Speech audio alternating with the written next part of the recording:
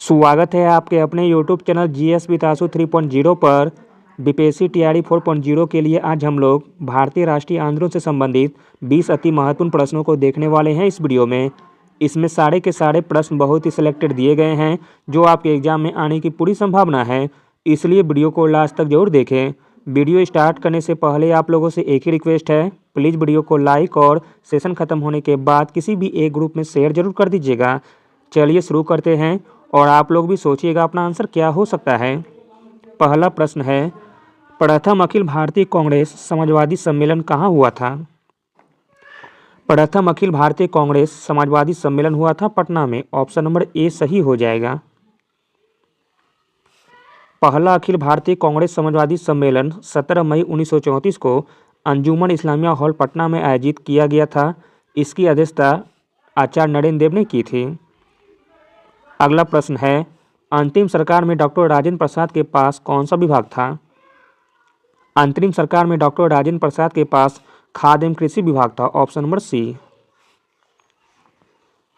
अगला प्रश्न है, अबुल कलाम आज़ाद के द्वारा किस पत्रिका को संपादित किया गया था?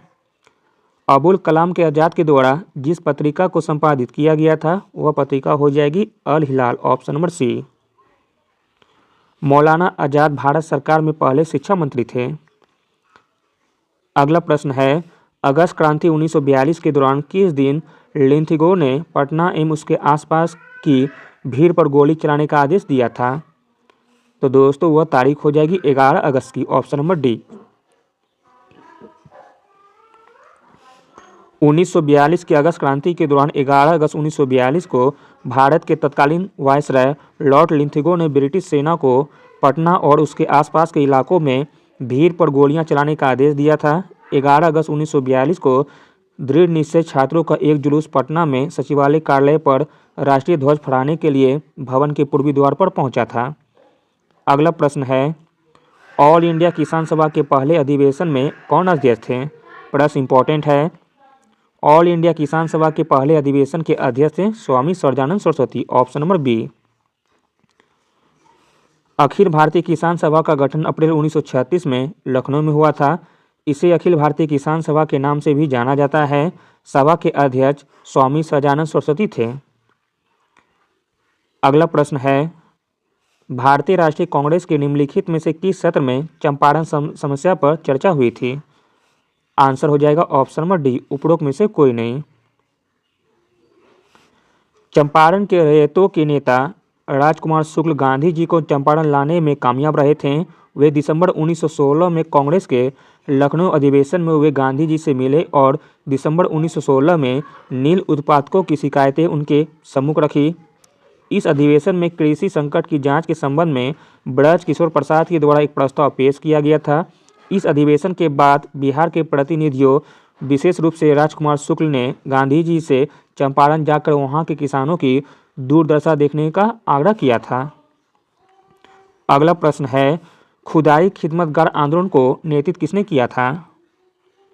खुदाई खिदमतगार आंदोलन को नेतृत्व किया गया था खान अब्दुल गफ्फार खान के द्वारा। Option number B. अगला प्रश्न है, पूना पैक्ट पर साइन कब किए गए थे? प्रश्न इंपॉर्टेंट है।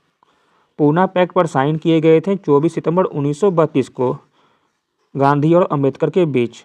पूना पैक्ट पर 24 सितंबर 1932 को डॉक्टर बी.आर. अंबेडकर और महात्मा गांधी के बीच साइन किए गए थे।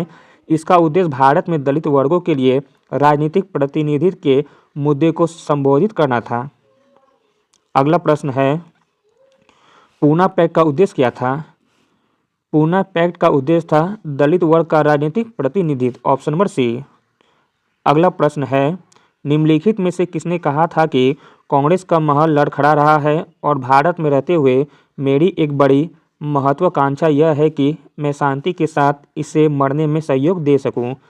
तो दोस्तों यह कथन है लॉर्ड कर्जन का। ऑप्शन नंबर सी सही हो जाएगा। लॉर्ड कर्जन ने कहा था कि कांग्रेस का महल लड़खड़ा रहा है और भारत में रहते हुए मेरी एक बड़ी महत्वाकांक्षा यह है कि मैं शांति के साथ इसे मरने में सहयोग दे सकूं। अगला प्रश्न है, Mahatma Gandhi and Bihar some reminiscences के लेखक कौन थे? आंसर है doctor Rajendra Prasad. Option number A. अगला प्रश्न है, 1876 में इंडियन एसोसिएशन की स्थापना किसने की थी? 1876 में इंडियन एसोसिएशन की स्थापना की गई थी सुरेंद्रनाथ बनर्जी के द्वारा। Option number C. अगला प्रश्न है, निम्न में से किसका मानना था कि एक साम्यवादी समाज भविष्य का प्राकृतिक समाज था? आंसर है option number A, Karl Marx का। कार्ल मार्क्स का मानना था कि एक साम्यवादी समाज भविष्य का प्राकृतिक समाज था। अगला प्रश्न है, 1917 में चंपारण आने का निमंत्रण महात्मा गांधी को किसने दिया था? आसान सा प्रश्न है। आंसर है ऑप्शन नंबर ए, राजकुमार शुक्ल ने। अगला प्रश्न है, भारत सरकार अधिनियम 1935 को किसने गुलामी का चार्टर बताया था? भारत सरकार अधिनियम 1935 को गुलामी का चार्टर बताया था जवाहरलाल नेहरू ने। Option number D. अगला प्रश्न देखते हैं, लंदन इंडियन सोसाइटी और ईस्ट इंडिया एसोसिएशन की स्थापना निम्नलिखित व्यक्तियों में से किसके द्वारा की गई थी? प्रश्न इंपॉर्टेंट है। लंदन इंडियन सोसाइटी और ईस्ट इंडिया एसोसिएशन की स्थापना जिन व्यक्ति द्वारा की गई थी वह थे दादा भाई नौरोजी। ऑप्शन नंबर ए। उन्हें भारत के वह वृद्ध पुरुष के रूप में जाना जाता है। वे भारतीय राष्ट्रीय कांग्रेस के संस्थापकों सदस्यों में से एक थे। वे 3 बार यानी 1886 कोलकाता सत्र, 1893 लाहौर सत्र और 1906 कलकत्ता सत्र में अध्यक्ष बने थे। वह यूके हाउस ऑफ कॉमन्स के लिए चुने गए संसद के पहले भारतीय सदस्य थे। उन्होंने वर्ष 1865 में लंदन इंडियन सोसाइटी और वर्ष 1867 में ईस्ट इंडिया एसोसिएशन की स्थापना की थी। अगला प्रश्न है, भारतीय राष्ट्रीय कांग्रेस ने किस अधिवेशन में पूर्ण स्वराज यानी कि पूर्ण स्वतंत्रता को अपना लक्ष्य घोषित किया था? आंसर हो जाएगा लाहौर कांग्रेस अधिवेशन 1929 में। भारतीय राष्ट्रीय कांग्रेस ने लाहौर कांग्रेस अधिवेशन 1929 में पूर्ण स्वराज को अपना लक्ष्य घोषित किया था। अगला प्रश्न देखते हैं, निम्नलिखित में से कौन हिंदुस्तान रिपब्लिक एसोसिएशन के संस्थापकों में से एक थे? आंसर हो जाएगा option number B, Ramprasad Bismil.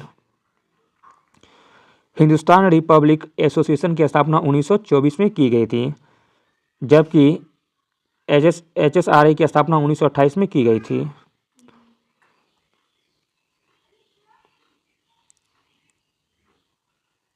अगला प्रश्न है, निम्नलिखित स्वतंत्रता सेनानियों में से कौन मोतीलाल नेहरू के साथ स्वराज पार्टी का सह संस्थापक था?